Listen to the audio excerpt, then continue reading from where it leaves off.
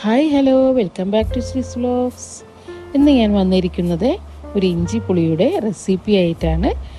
ഈ ഓണത്തിന് വളരെ എളുപ്പത്തിൽ തയ്യാറാക്കാൻ പറ്റിയ ഒരു തൊടുകറിയാണിത് കേട്ടോ.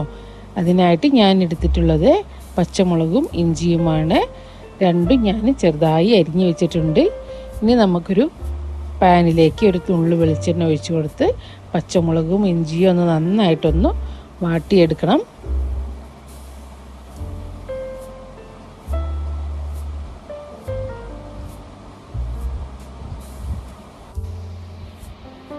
അതൊന്ന് വാടിയ ശേഷം നമുക്കത് ഒരു പ്ലേറ്റിലേക്ക് മാറ്റി വയ്ക്കാം.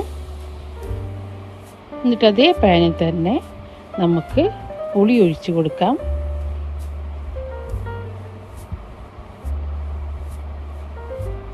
പുളിയൊക്കെ നന്നായി തിളച്ച് വരുമ്പോഴേക്കും അതിലേക്ക് ഒരു നുള്ളു മഞ്ഞൾപ്പൊടി, അതുപോലെ തന്നെ ഒരു നുള്ളു ഉപ്പ് കൂടി ചേർത്ത് കൊടുത്ത് നന്നായിട്ടൊന്ന് ഇളക്കി യോജിപ്പിച്ച ശേഷം ഒന്നുകൂടി നന്നായിട്ടൊന്ന് തിളച്ച് വരണം.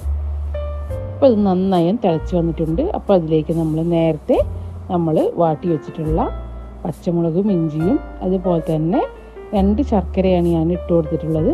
അതും കൂടി ചേർത്ത് കൊടുത്ത ശേഷം നന്നായിട്ടൊന്ന് ഇളക്കി യോജിപ്പിക്കണം.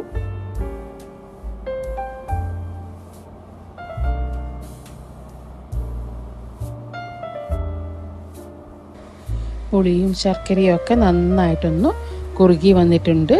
ഇതൊന്നുകൂടി നന്നായിട്ടൊന്ന് കുറുകിയ ശേഷം നമുക്ക് അടുപ്പിൽ നിന്നും മാറ്റി വയ്ക്കാം.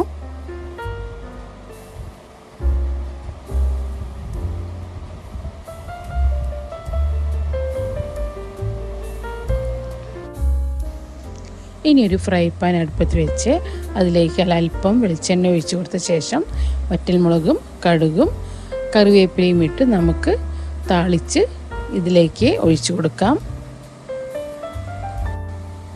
സ്വാദിഷ്ടമായ ഇഞ്ചിപ്പുളി തയ്യാറായിട്ടുണ്ട്.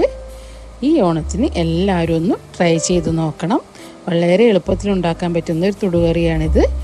അതുപോലെ തന്നെ നിങ്ങൾക്ക് ഈ വീഡിയോ ഇഷ്ടമായിട്ടുണ്ടെങ്കിൽ ലൈക്ക് ചെയ്യാനും ഷെയർ ചെയ്യാനും സബ്സ്ക്രൈബ് ചെയ്യാനും മറക്കരുത്.